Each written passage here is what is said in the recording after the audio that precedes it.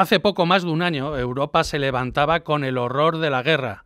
Putin daba la orden a las tropas rusas para que invadiesen Ucrania. Llegó la barbarie y con ella la desestabilización total en el planeta, sobre todo en Europa. De los efectos de la invasión en el panorama geoestratégico, de cómo ha afectado a las relaciones internacionales y de su impacto en los mercados energéticos, vamos a hablar en ON, el videopodcast del Periódico de la Energía. Comenzamos. Aquí comienza ON, el videopodcast del Periódico de la Energía, con Ramón Roca. La invasión de Ucrania ha trastocado todo el mapa de la geoestrategia. A pesar de las continuas amenazas por parte del Kremlin, Putin no se atrevía hasta que lo hizo el año pasado. El 24 de febrero de 2022 llegaron las peores noticias. Los tanques avanzaban y comenzaban los bombardeos. La relación Rusia-Unión Europea se fue al traste, se rompieron todo tipo de relaciones, sobre todo las económicas, aunque Europa no se atrevió a romper del todo con el gas ruso. La dependencia era muy alta en Alemania y varios países del este del continente europeo. Al final fue Rusia quien decidió cortar el grifo y poner a Europa en jaque. Sí, se atrevió Europa con cortar con el petróleo y productos petrolíferos, pero no con el gas. Ni tampoco se vio cortado el suministro del combustible nuclear. Salió el viejo continente con Estados Unidos para ir contra el malvado Putin, pero la Unión Europea necesitaba mucho gas, mucho más de lo que se imaginaba. El precio en los mercados se disparó, la llamada a un mayor consumo tuvo su impacto en los mercados. Saltaron las alarmas, nos quedamos cortos además de suministro, como hiciera frío, y Europa se preparó y comenzó a llenar sus depósitos de gas. Para eso también destruye demanda, que es lo que sucedió con parte de la industria europea. El viejo continente se quiere reinventar ahora con el REPowerEU, un plan para sustituir a Rusia como uno de los mayores suministradores energéticos, aumentar las renovables, el hidrógeno, los gases renovables, hasta la nuclear. Cualquier cosa es válida para asegurarnos el suministro energético. Y realmente, salvo los precios que se alcanzaron durante el verano, no le ha salido tan mal la jugada a Europa, aunque la barbarie sigue allí. De todo ello vamos a hablar con una de las voces más autorizadas en estos asuntos de geoestrategia energética y, como siempre, tendremos luego toda la actualidad, el Club de la Energía y el chispazo de Mafo. No os lo perdáis. Comienza la invasión de Ucrania y su efecto en la geoestrategia de la energía. La información en ON, con Sandra Acosta. Hola Sandra, ¿qué tal? ¿Cómo estás? Ramón, ¿qué tal? Venimos con una semanita importante, la actualidad viene fuerte. Vamos con ello. España se encamina hacia el 50% de renovables en su mix eléctrico en 2023. Así es, la presidenta de Redella, Beatriz Corredor, ha asegurado en la presentación del informe del sistema eléctrico de 2022 que España se encamina hacia el 50% de generación renovable en su mix eléctrico este año. En 2022, la participación de las renovables en el mix de generación eléctrica se situó por encima del 42%, gracias al crecimiento de la eólica y la fotovoltaica, pues la hidráulica registró uno de sus años más bajos a causa de la sequía. La apuesta alemana por mantener los motores de combustión podría conllevar pagar más de 200 euros por llenar el depósito. Así es, el apoyo del canciller alemán Olaf Scholz a los combustibles sintéticos en los coches nuevos podría conllevar que un conductor alemán medio pague más de 200 euros por llenar su depósito, según un nuevo análisis de Transport and Environment.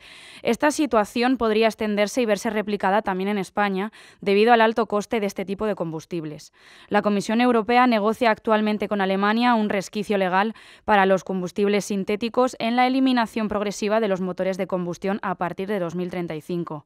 En el análisis se afirma que el impuesto de Scholz a los combustibles sintéticos socava la seguridad de las inversiones en electrificación de los fabricantes de automóviles europeos y pone en peligro hasta 30.000 millones de euros de inversiones en plantas de baterías solo en Alemania.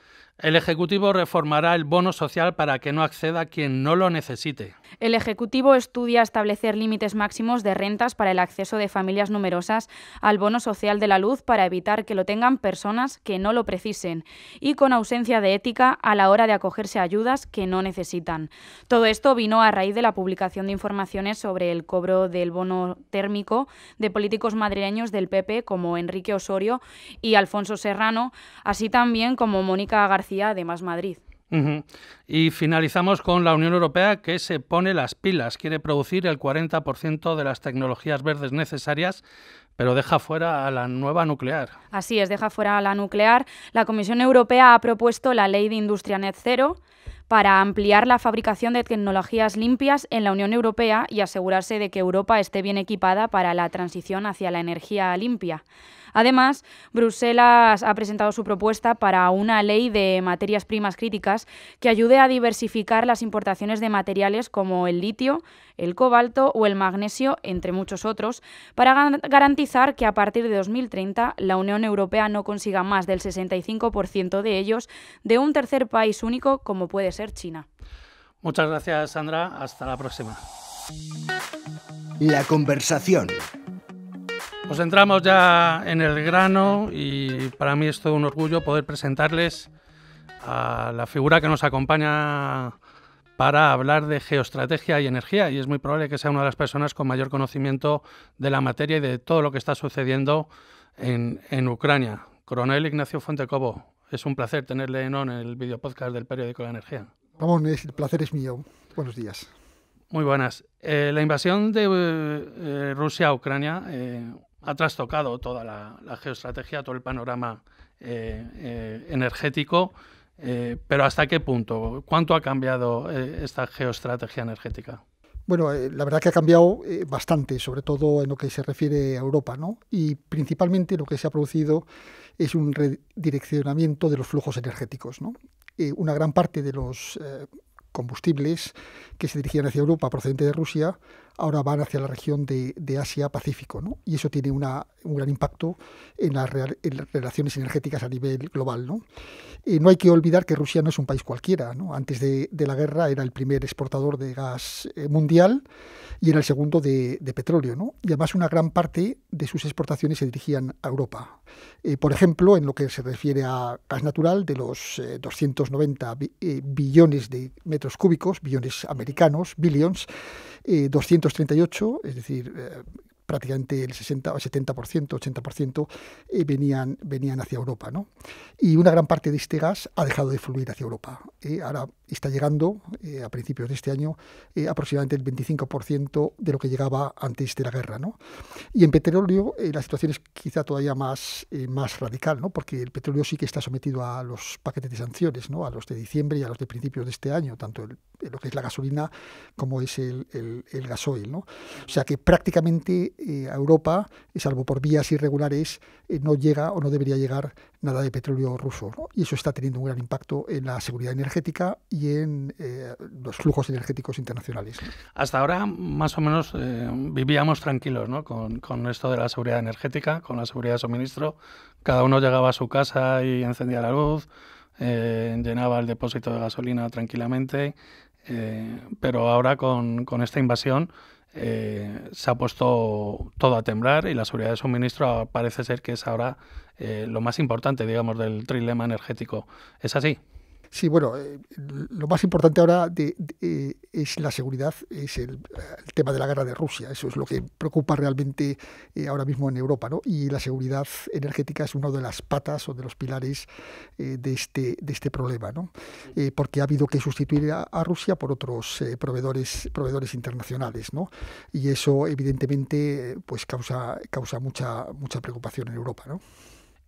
¿Hasta qué punto no se le hizo caso a las señales que se iba enviando desde Rusia? Porque yo me acuerdo en 2021 que el precio del gas ya comenzaba a subir, de que podríamos tener problemas y más o menos en verano ya el señor Putin pues empezó a emitir señales y parece que nos sorprendió mucho y nos pilló descuidados, ¿no? En Europa esta guerra. Bueno, a decir verdad, no tanto, ¿no? Lo que pasa es que las relaciones entre Europa o las potencias occidentales, como se dice actualmente, incluyendo la OTAN, los Estados Unidos, etcétera, y Rusia, siempre han tenido muchos puntos ambiguos, ¿no? Hay que tener en cuenta que durante muchos años las relaciones entre Rusia y la comunidad occidental, la Unión Europea y la OTAN, fueron muy buenas, ¿no? Hasta tal punto de que llegó a haber una asociación o un partenariado entre la OTAN y Rusia que funcionó hasta principios de la guerra, ¿no? O sea que había unas relaciones muy correctas.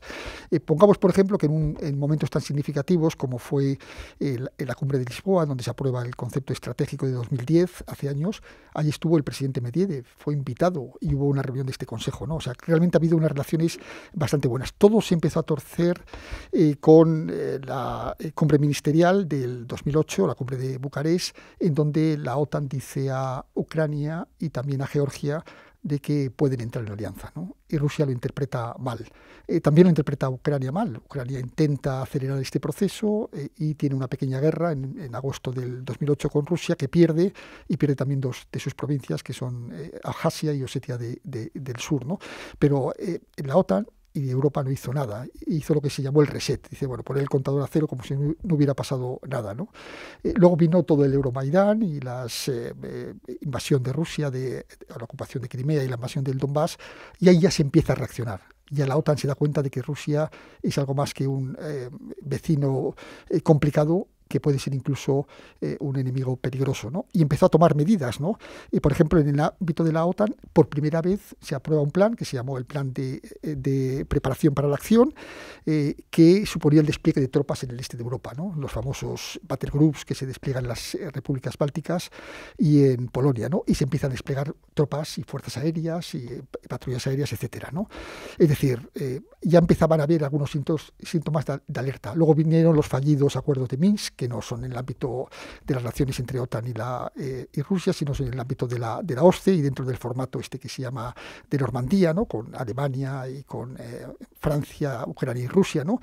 Fueron fallidas, pero sobre todo a partir del verano del 2021, la cumbre ministerial de la OTAN, que hay en Bruselas en junio de ese año, en el cual ya se hizo de una manera muy taxativa que Ucrania va a entrar en la OTAN y que Rusia no tiene nada que decir, ¿no? Y a partir del verano del 2021 se produce ya una escalada que lleva inevitablemente a la guerra en el 2022, en febrero del 2022. Pero viendo todo esto que nos cuenta, coronel, uno no entiende por qué Europa ha ido aumentando esa dependencia energética de Rusia durante todo este tiempo, porque ha habido también otras señales, por ejemplo, me acuerdo en 2014, 2015 fue la crisis del gas entre Rusia y Ucrania, que cortaron el grifo del gasoducto y que no llegó gas a Europa, y ahí hubo una crisis importante en la que se tuvo que al final alcanzar un acuerdo. Sí, pero en el tema de la energía, y sobre todo en el tema de la estrategia o de la geopolítica de los ductos, de los gasoductos y oleoductos, la sangre nunca había llegado al río. Hay que tener en cuenta que todos los gasoductos que había, esos de la Amistad y todos los que se hicieron durante la época de la Guerra Fría, sobrevivieron a la Guerra Fría, sobrevivieron a la época de Glasnost, sobrevivieron a todas las guerras y relaciones con Rusia de principios de siglo, las relaciones con Putin, etcétera. Y había una política muy importante por parte de la Unión Europea, pero fundamentalmente por países como Alemania, que era lo que se llamaba la Ostpolitik, la apertura hacia el este, ¿no? Crear eso que se llama el colchón de intereses, la comunidad de intereses, que evita llegar a situaciones de conflicto, ¿no?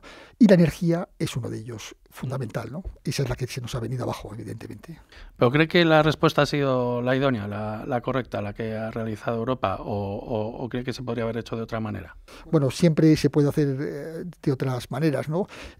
Posiblemente se podía haber integrado dentro de la ecuación estratégica de la Unión Europea, de lo que es la estrategia de seguridad europea, las relaciones con Rusia, sabiendo que es un vecino complicado, ¿no? Y a lo mejor se hubiera llegado a otro resultado. Y lo mismo en el ámbito de la Alianza Atlántica, ¿no? Posiblemente siempre hay soluciones para no llegar a una situación tan perversa como es el de una guerra abierta en el este de Europa, ¿no?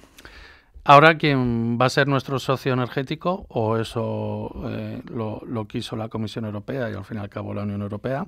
Es Estados Unidos y su gas de fracking, su GNL que nos traen ahora. ¿Qué papel va a jugar ahora Estados Unidos en todo este mapa geoestratégico de la energía? Bueno, Estados Unidos está jugando un papel fundamental y además está haciendo al mismo tiempo un excelente negocio, ¿no? Porque se ha convertido Estados Unidos en el principal proveedor de gas del mundo, es el primer exportador del mundo. Y una parte importante llega a Europa. Ha superado a los Estados Unidos a países como Qatar o como Australia y ahora es el principal exportador, ¿no? Incluso las intenciones norteamericanas es exportar más gas a Europa, ¿no? Por ejemplo, el presidente Biden prometió este año 15 billones de metros cúbicos para Europa, pero la realidad es que en marzo de este año, o sea, ahora, ya se habían suministrado 12 de esos BCMs, de esos 15 BCMs, es más, posiblemente sea mucho más de los 15 prometidos, ¿no? ¿Es eso mucho o poco? Bueno, pues si tenemos en cuenta que Rusia nos estaba proporcionando en torno a los 215, no es demasiado, ¿no? Pero es una cantidad importante, por ejemplo, es la sexta parte de lo que consume Alemania, que es el gran consumidor. Por tanto, Estados Unidos se está convirtiendo en un socio privilegiado y en un exportador privilegiado para Europa, ¿no? El otro gran protagonista, si ponemos las cuatro patas, Europa, Rusia, Estados Unidos, el otro es China. Acaba de visitar Xi Jinping a Vladimir Putin y entre uno de los acuerdos fue una compra masiva de gas. ¿China va a seguir siendo quien incline la balanza? Pues sí. Y además China se ha convertido en el gran beneficiario de este juego geopolítico en el ámbito de la energía, ¿no? Y hay que tener en cuenta que antes de la invasión o de la guerra en Ucrania, China importaba muy poco gas de Rusia, o sea, eran 10 BCMs frente a los 230 o 240 de la Unión Europea, ¿no? O sea, una cantidad casi marginal. Pero desde entonces todo esto se ha ido aumentando. El problema de China es que no tiene muchos gasoductos para llevar el gas hasta su territorio nacional, ¿no? Tenía uno, que es el que llaman Poder de Siberia 1, y ahora van a hacer un segundo, ¿no? Los acuerdos que han llegado el presidente Xi Jinping y el presidente Putin hace unos días en Moscú se refieren a poder exportar hasta 100 billones de metros cúbicos para finales del 2030 desde Rusia hasta China, pero eso requiere nuevos gasoductos. Entonces lo que se está construyendo es ahora otro gasoducto masivo que se le va a llamar Poder de Siberia 2. Con eso una parte muy importante de los flujos energéticos de gas que llegaban hacia Europa a partir de ahora van hacia China en cantidades crecientes, ¿no? Coronel, le voy a presentar a nuestros dos colaboradores que tenemos aquí en la mesa. Nos acompaña Manuel Fernández Ordóñez, una vez más. ¿Qué tal, Manuel? Buenos días, Ramón. Y el otro es Pedro Cantuel, que es analista del mercado de gas y de electricidad de Ignis. ¿Qué tal, Pedro? Hola, Ramón. Gracias. Pues no sé si queréis contarle o preguntarle algo al coronel. Sí, yo desde el punto de vista estratégico, porque recordemos que una parte importante de la invasión de Ucrania comienza por el corredor norte, por la propia cuenca del río Dnieper, que en Ucrania, desde Bielorrusia, entra por Chernobyl, ¿no? Lo primero que se encuentra uno al entrar en Ucrania es la central nuclear de Chernobyl, ¿no? Y así fue. Lo primero que hizo el ejército ruso fue tomar el emplazamiento de Chernobyl, con un gran revuelo en los medios de comunicación internacionales, especialmente los europeos, probablemente ignorando que aquellas centrales llevan más de 20 años paradas, ¿no? Pero aún así los titulares alarmistas no dejaban de salir, ¿no?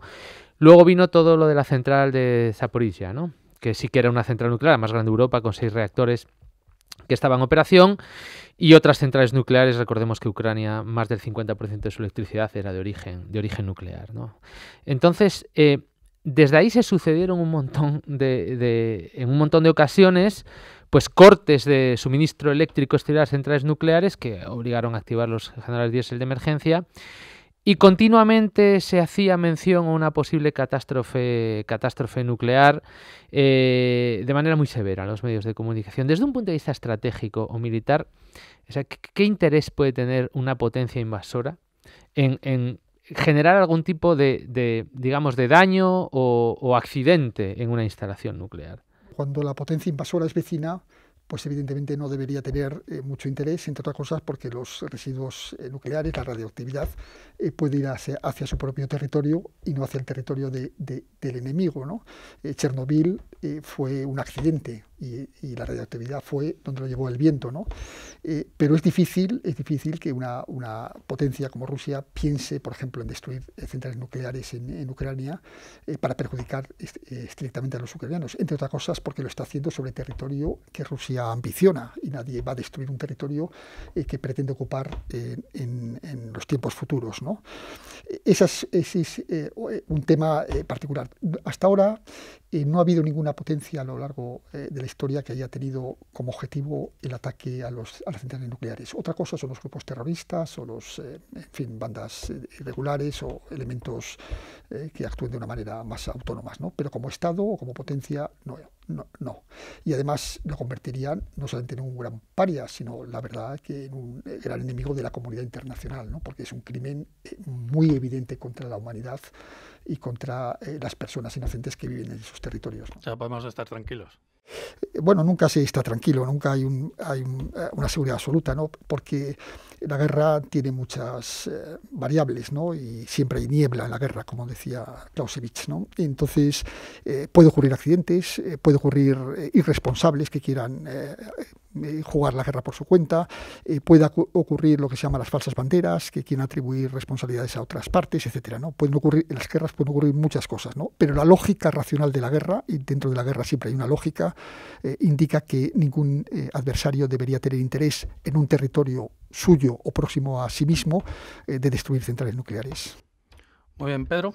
Sí, yo quería preguntarle por la seguridad de suministro de gas en España, porque como sabe, el gasoducto del Magreb se suspendió hace 1 año y medio y ese gasoducto son 10 BCM, que es similar, un poquito más de capacidad que el gasoducto Medgaz, que entra por Almería. Entonces yo quería preguntarle cómo queda España en cuanto a seguridad de suministro de gas, porque yo creo que no ha afectado tanto, ¿no? por la estructura gasista que tiene España, ¿no?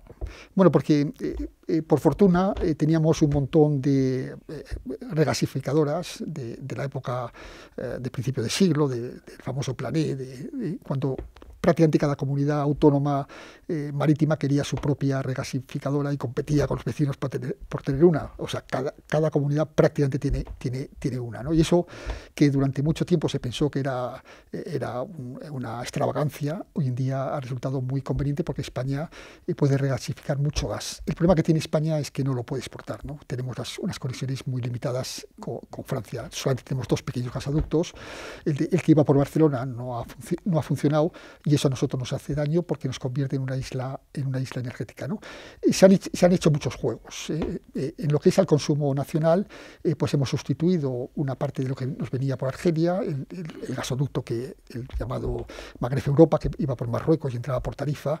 Ese está cortado desde finales de noviembre del 2021, ¿no? Entonces ha habido que reemplazar eso, que efectivamente eran 10 BCM, sobre un total de consumo de España que son 33, o sea, casi 1/3 del consumo de España nos venía por ahí, ¿no?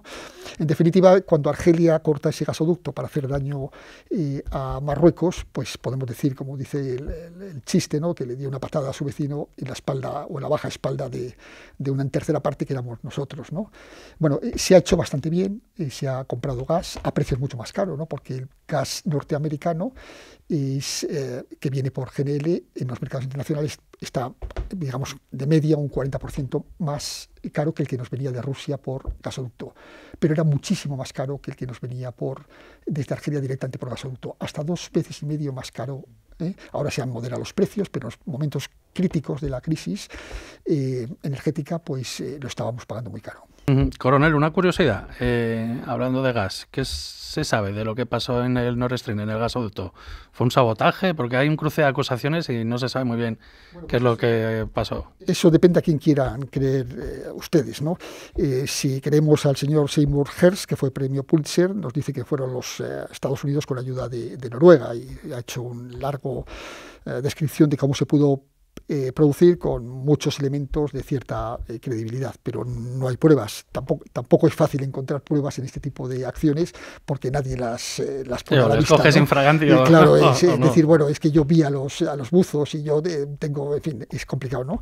Y luego hace unos días o unas semanas el New York Times, en combinación con el periódico alemán Die Zeit, pues nos contaba una historia distinta diciendo que habían sido un grupo ucraniano de 6 personas con una embarcación estación alquilada a una empresa polaca que había zarpado de Alemania, y la fuente era la inteligencia norteamericana. Las fuentes de inteligencia solo tienen que ser honestas con sus propios gobiernos, ¿no? El resto pueden hacer en función de los intereses propios del país que posee esas fuentes, ¿no? Entonces, no las creemos o no, bueno, pues eso ya entra dentro de cada uno, ¿no?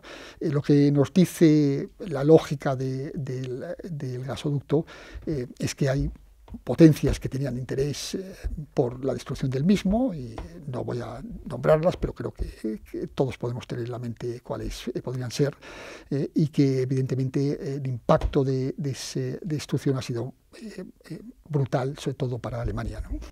Coronel Ignacio Fuentecobo, muchísimas gracias por habernos acompañado en este programa especial que hemos dedicado a la invasión ucraniana. Pues muchas gracias, Ramón, y encantado de haber estado con ustedes. Muchas gracias. Amara Zero, una compañía 100% transición energética. Tu partner estratégico para todos los proyectos relacionados con la transición energética.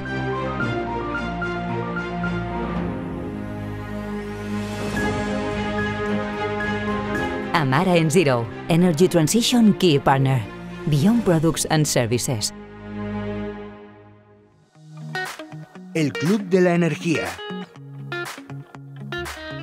Bueno, pues comenzamos ya el debate, y para eso os voy a presentar al tercer colaborador. Antes os he presentado a Manuel, a Manolo y a Pedro, y ahora a José Mínguez. Ingeniero, ¿cómo estás? ¿Qué tal? Buenas. Muchas gracias por esta oportunidad. Sé que tenías ganas de estar aquí, pero por cuestiones personales no puedes, pero ya les adelanto yo que estamos probablemente ante una de las personas que más ha estudiado toda esta invasión de Rusia a Ucrania y que más se está preocupando desde España en este aspecto. Creo que además incluso estás grabando un documental. ¿Qué nos puedes contar? Pues mira, precisamente por eso no estoy, porque estoy ahora mismo en Santander estamos haciendo una grabación de entrevistas a refugiados, y todo mi interés por esto pues, ha surgido pues, precisamente porque empecé a dar clase de español a refugiadas ucranianas en Madrid, y entonces pues la verdad que esto te va enganchando mucho, ¿no? Yo no soy militar, hay muchas cosas que no entiendo, pero te vas enganchando, vas documentando las cosas y al final pues te das cuenta la complejidad, ¿no? Que ya habéis enunciado un montón de cosas antes de todo esto, ¿no? Y la enorme conexión que hay con el mundo de la economía y de la energía, que es donde yo sí que conozco bastante en profundidad estos temas, ¿no?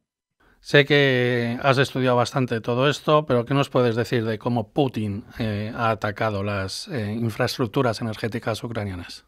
A ver, yo creo que aquí ha habido como varias fases. Voy a ir muy rápido para luego entrar en el debate, ¿no? Que es lo que nos va a interesar más a todos. Yo creo que ha habido una primera fase de desconcierto, la primera semana de guerra, ¿no? En la que no se sabía muy bien qué iba a hacer Ucrania, ¿no? Cómo iba a responder. Luego se ha visto que la resistencia ha sido muy fuerte y han empezado a haber victorias ucranianas, ¿no? Que es una parte militar, ¿no? Pero que hemos podido comprobar con recuperaciones de terreno, imágenes tremendas que hemos podido ver a través de Telegram y de Twitter. Y luego hay una cosa muy interesante, que es donde empieza mi interés ya más profesional, ¿no? Una enorme campaña que yo la he titulado Vamos a morir de frío, ¿no? Donde hemos podido ver vídeos de Gazprom, de RT News, un montón de propagandistas en nuestro propio territorio diciéndonos que íbamos a morir de frío, cientos de miles de personas, ¿no? Y ahí es un poco donde he empezado a actuar y a interesarme más en todo esto, ¿no? Quiero haceros un poco una mini presentación de cómo he visto yo esto desde una visión técnica, ¿no? Para mí el primer impacto fue, ¿no? Cuando vi estas imágenes, ¿no? Que aquí se estaba discutiendo sobre si teníamos que bajar 1 grado la temperatura, y veíamos que en Ucrania personas normales random, esto no son personas seleccionadas, que estaban hablando de que no tenían calefacción en su casa, de que las madres tenían que escribir los nombres de sus hijas en la espalda para poder identificarlas. Y yo creo que aquí hay un cambio muy relevante el 10 de octubre, ¿no? El 10 de octubre empieza a haber un ataque masivo contra la red eléctrica ucraniana, ¿no? DTEK, que es una de las empresas eléctricas más importantes, reporta múltiples ataques sobre ya zonas que no están en zona de guerra, Y como podemos ver en esta gráfica, se va intensificando, ¿no? Empieza a haber ataques con drones iraníes y con misiles balísticos, y se ve cómo en esta gráfica ya se intensifican sobre zonas no militares. Estamos hablando de zonas, es como si tú tienes un conflicto en las Islas Baleares y empiezas a ver ataques en Lisboa, ¿no? O sea, no hay ninguna justificación de ningún tipo militar, ¿no? Más que un ataque a la población civil. Los resultados son nefastos, ¿no? Aquí tenemos imágenes de centros de transformación, subestaciones. Se ve claramente que esto está orquestado por alguien que sabe de esto, porque están disparando un poco a la red de transporte y la red de distribución para tumbar completamente la red eléctrica. Ataques a plantas solares, eólicas, ciclos combinados, centrales. Qué barbaridad, las imágenes es que son tremendas. Sí, no, esto es tremendo, ¿no? Yo esto lo he ido documentando todo en un hilo que he hecho en Twitter. Si alguien tiene interés se puede conectar. ¿Y cuál es el resultado? El resultado es mucho más tremendo, y es que de repente tenemos 40 millones de habitantes, porque la gran parte de la población sigue allí, que tienen 20 horas de corte de electricidad al día. O sea, imaginad lo que significa esto, ¿no? O sea, esto es absolutamente aberrante. O sea, yo creo que nuestra sociedad no puede permitir esto, ¿no? Es que imaginar durante meses, pues eso, no tener absolutamente nada. Pero claro, muchas veces vemos la población, no pensamos también que están pues, los electrodependientes, ¿no? Que es un grupo muy importante de la sociedad, donde sin electricidad se pueden morir muy fácilmente. O imágenes como vemos aquí, donde la gente tiene que ir a cargar el móvil al parque porque no tienen electricidad, y claro, ellos necesitan comunicarse con sus familiares, ¿no? Aquí podemos ver incluso que la propaganda rusa, la televisión pública rusa, se enorgullece de esto y dice que es que lo que quieren es dejar a toda la ciudad sin electricidad para que estén nadando en la mierda. Y esto lo dicen en una televisión pública, ¿no? Como podéis ver, un montón de imágenes que prueban que esto, pues esto que no es propaganda, que es realmente un ataque coordinado. Hasta 255 ataques a la infraestructura se han detectado. Claro, esto, bueno, estas son ya de marzo. Claro, viendo todo esto, no me extraña que al final el Tribunal Penal Internacional haya decidido lo que haya decidido, ¿no? De ir a por Putin. Es que es tremendo. Sí, o sea, es que claramente esto es una estrategia de acoso a la población civil. ¿Por qué? Porque están perdiendo la guerra, sencillamente. Entonces lo que quieren es que la población se arrodille para acabar el conflicto lo antes posible. ¿Cuál ha sido la reacción de la comisión? Bueno, ha habido varios programas, yo creo que son interesantes. Primero ha habido una acción coordinada para conseguir mandar generadores. Cualquiera que haya estado en contacto con ucranianos, estaban todos locos para mandar generadores, pero claro, esto no es sostenible. Tú no puedes mantener una red con generadores de 3, ni de 50, ni de 100 kilovatios siquiera. Ya sabéis que pues, los pequeñitos tienen que trabajar en isla, los grandes se sincronizan más o menos a la red, pero es absolutamente insostenible. Hasta tal punto que ha habido un momento en que ya decían que no se mandara más, pero porque no podían pagar el combustible para tenerlo. O sea, esto es una red tremendamente cara, ¿no? Digamos que aquí había otra fase que yo creo que es muy relevante, y sí que tiene que ver mucho con la parte de energía, porque si vamos mirando cada uno de estos hechos, cómo ha ido la curva de precios de electricidad, podemos ver que están muy relacionadas, ¿no? Y ha habido el momento en el que a partir del 23 del 11 varios parlamentos europeos han declarado a Rusia como promotor del terrorismo, ¿no? República Checa, Polonia, Estonia y la propia Comisión, ¿no? Bueno, Defensa envió también generadores. O sea, esto al final, pues la solidaridad ha hecho que, bueno, que no, evidentemente no puede sustituir una red eléctrica a base de generadores, pero por lo menos minimizar un poco el impacto sobre la población civil. Sobre todo estos generadores se han llevado a hospitales, ¿no? También los hospitales pues han sufrido esto, ¿no? José, hay dos nombres propios, o por lo menos durante este año, pues que han llamado mucho la atención y que han estado en las portadas y abriendo telediarios. Uno es la central nuclear de Zaporilla y el otro fue el gasoducto en Nord Stream. Vamos a empezar por la central nuclear de Zaporilla, que además, como tenemos encima a Manolo, que de esto sabe un montón, y también está muy bien informado de lo que ha pasado allí y de lo que está sucediendo. Querías que nos contaras cuál ha sido el impacto real de que desde Rusia se atacase a esta central nuclear. A ver, yo creo, antes habéis comentado en la conversación anterior que estaba escuchando un poco este tema. O sea, yo creo, para mí, a ver, que yo creo que se ha intentado exagerar de forma política para hacer un uso antinuclear. O sea, yo esto lo digo mucho siempre que hablo, cada megavatio hora de energía nuclear desplaza 1 megavatio hora de ciclos combinados, que es gas, que es de lo que está ganando dinero Rusia.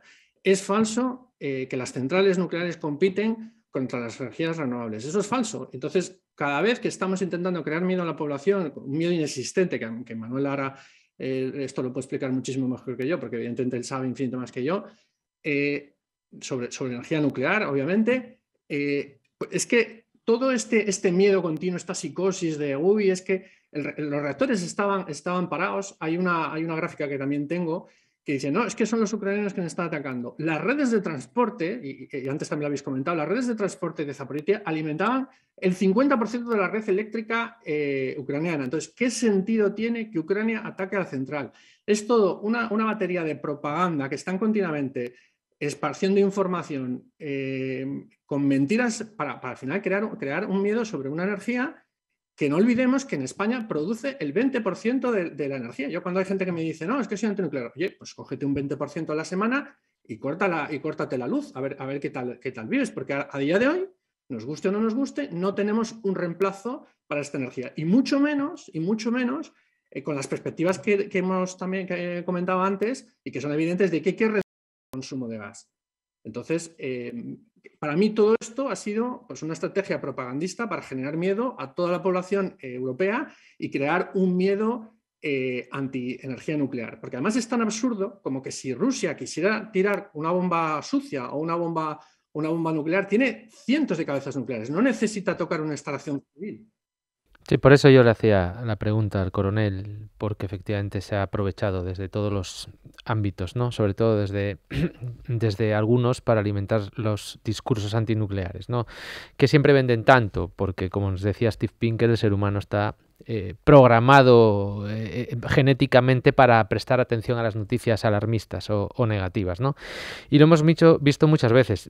Sinceramente, desde el punto de vista estrictamente técnico, la central nuclear de Zaporizhia nunca ha estado en un riesgo real de sufrir un accidente. ¿Por qué? Porque lo que le ha pasado a la central nuclear de Zaporizhia, todas esas veces que salen los medios de comunicación, es que se corta la electricidad exterior.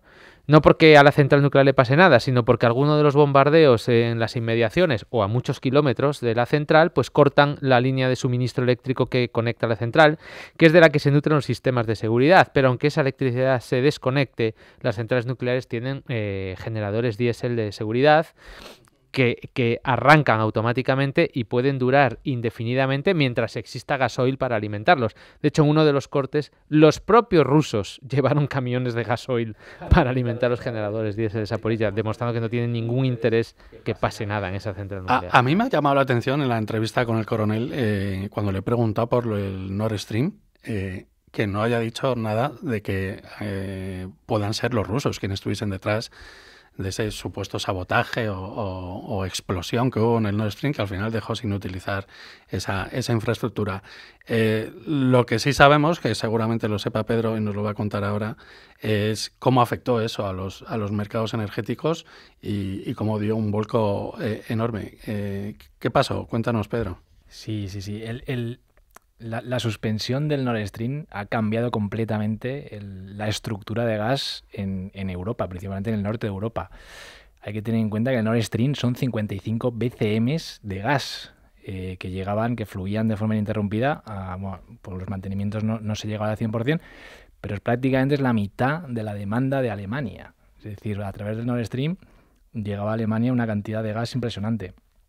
Y de esos le unes el gasoducto que entraba por Bielorrusia, Polonia, que entraba por Malnow enfrente de Berlín, pues el corte de esos dos suministros, esos dos gasoductos, pues ha provocado que la estructura gasista en el norte de Europa, que es la principal, el TTF, ya lo sabemos, y Alemania, porque es el principal consumidor de gas, consume 1.000 teravatios hora al año, 100 BCMs, pues esto ha cambiado porque Alemania no tenía plan B. Por eso le he preguntado yo al coronel que en España ha pasado algo parecido, salvando las distancias, porque es un mercado mucho más pequeño, 3 veces menos, Pero claro, Alemania no tenía un plan B. Es decir, a España le han cortado un gasoducto que es la mitad de la capacidad de importación a través de Argelia, y esa estructura que tenía de regasificación pues no ha impactado tanto ese hecho, ¿no? En Alemania, al no tener nada de plan B, pues... Pero se han puesto las pilas, ¿eh?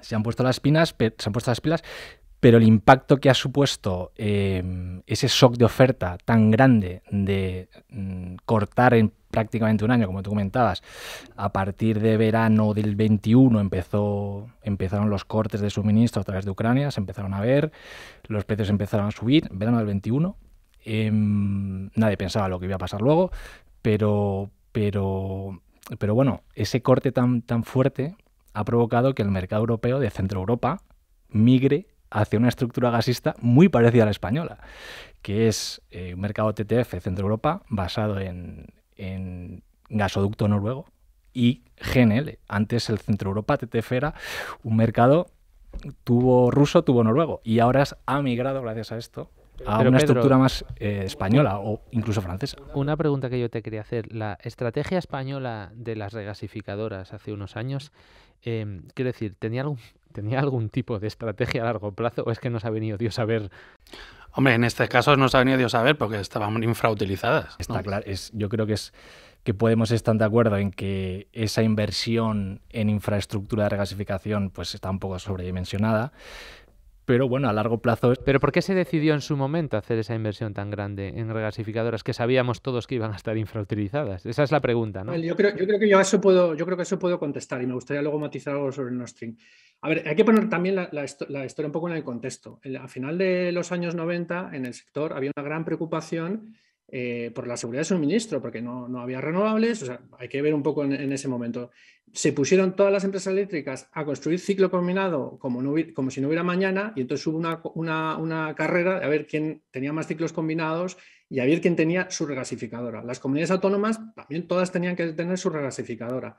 Entonces, al final, lo que ha provocado es una sobrecapacidad de plantas regasificadoras que efectivamente no estaba planificada para la situación actual, pero es que o sea, a principios de esa década es que era impensable que íbamos a estar en esta situación, es que ni se hablaba ni siquiera del CO2. Entonces, ¿qué ha pasado? Pues que efectivamente hemos tenido mucha suerte, porque ahora mismo tienes una sobrecapacidad al 50% totalmente infrautilizada, con lo cual no vamos a tener ningún problema de suministro seguro. ¿Por qué? Porque cualquier problema que haya se va a suplir con GNL. Uh-huh. Pedro, ¿querías decir algo? Sí, no, estoy de acuerdo, pero bueno, es fácil ahora decirlo, pero está claro que la estrategia de España, aunque sea sobredimensionada un poco la inversión, yo creo que es acertada, ¿no? De hecho, estamos viendo que todos los principales países europeos consumidores de gas, liderados por Alemania, están invirtiendo muchísimo dinero en regasificadoras. Alemania va a meter ya 5 en los próximos años, tiene 2 pequeñas, flotantes. No aportan todavía demasiada capacidad de regasificación, pero ya tienen 2, 5 en los próximos años. Holanda, Países Bajos, ha aumentado su terminal de Rotterdam, va a abrir otra en el norte. Francia va a abrir una 5ª regasificadora. Italia conectó la semana pasada otra, tiene 2 o 3 más planificadas para conectarlas al sistema de gasista italiano. Por lo tanto, todos los países europeos consumidores de gas están un poco haciendo lo que España lleva haciendo de los últimos. Sin embargo, Ramón publicaba el otro día en el periódico que van a estar todas muertas de risa de aquí a unos pocos años, todas las regasificadoras. Sí, claro, porque en principio si tú vas a dejar de consumir gas... Bueno, el otro día, fíjate que hay un informe buenísimo creo que era de SEL, que la necesidad de GNL de Europa se va a duplicar. Es decir, hasta el año 21 la necesidad de GNL para cubrir la demanda en Europa no llegaba a 100 BCMs, incluso está entre 50 y 100 BCMs de GNL lo que necesitaba Europa para satisfacer la demanda. En los próximos años se va a duplicar, va a llegar hasta los 200 BCMs de GNL que necesita Europa para satisfacer la demanda. Es muchísimo, es duplicar la necesidad de GNL en Europa. Por eso Estados Unidos ya hay planes para triplicar la capacidad de licuefacción, de exportación, Qatar también. Es decir, algunas estarán sin utilizar, pero yo creo que la mayoría son necesarias. Quería, ya que os tengo a los tres, a ver si pensáis igual que yo, de que la energía barata se ha acabado. ¿Qué opináis al respecto de ello? Quiero decir, ¿vamos a volver a ver los precios que tuvimos antes, digamos, de la pandemia o incluso antes de la guerra? Bueno, esto es un tema complicado, lo de los precios. Evidentemente no tenemos la bolita de cristal. Yo soy, si no lo he dicho, de los que piensan que no vamos a volver a verlos. Es que solo con el impuesto del CO2 ya tienes un pool. O sea, con el gas a precio cero, solo el impuesto del CO2 ya te da un pool más alto que el de hace 2 años. O sea que no, la respuesta es no, estoy contigo, claro. Yo lo veo. Es difícil, pero yo veo que la demanda se está transformando. La demanda de gas y la eléctrica se está transformando. Principalmente la de gas. Estamos viendo transformaciones de demanda muy importante en gas, industria y el mercado eléctrico. Y se van a introducir muchísimos gigavatios de renovables. Esto hay que decirlo. Es decir, a partir del año 22, 24, 25... se espera un incremento de la capacidad, bueno, de la potencia fotovoltaica muy grande. Entonces, yo creo que vamos a ir a un modelo, a lo mejor, de precios muy bajos en algunos tramos de las horas del día, y cuando no haya cobertura renovable, pues un poquito más caros. El otro día que entrevistamos a Marina Serrano, hombre, si la industria española se pone las pilas y hace contratos a largo y la exposición al pool tiene mucho menos volumen de lo que hay ahora, la reforma va por ahí, pues, ¿no? Pues la reforma va por ahí, ¿no? Veremos precios más bajos, pero o sea, un pool a 36 la media del año, ¿crees que lo vamos a volver a ver? Es imposible. Es difícil saberlo, pero yo espero que volvamos a precios más razonables, porque evidentemente los precios actuales pues bueno, no son buenos para nadie, pero volver a esos precios lo veo complicado a corto plazo sobre todo. En el corto y medio plazo yo creo que no vamos a ver esos precios de 30 a 40 euros megavatio hora. En el largo plazo veremos cómo se adaptan todos estos cambios que son muy profundos en el mercado. Señores, se nos acaba el tiempo, ya lo siento. Don José, muchísimas gracias por apuntarte al videopodcast del periódico La Energía desde allí, desde Santander. Muchas gracias. Muchas gracias a vosotros por invitarme. Manolo, Pedro, hasta la próxima. Hasta la próxima, Ramón. Os dejamos, como ya sabéis, con el chispazo de Mafo. El chispazo de Mafo, con Manuel Fernández Ordóñez. Lo sucedido estos días a cuenta del bono social de la electricidad ha puesto de manifiesto una vez más el desorden legislativo en materia energética. 2 veces en los últimos 4 años se modificó el bono social de electricidad y en ambas se aumentó el límite de consumo anual para las familias numerosas. Si tan inmoral les parecía a nuestros legisladores, bien pudieron haber introducido criterios de renta para limitar quién podía recibir esas ayudas, pero no lo hicieron y apelan ahora a la moral para tapar su deficiencia legislativa. El hecho de que familias con rentas bajas estén financiando la electricidad de familias con rentas altas es inaceptable.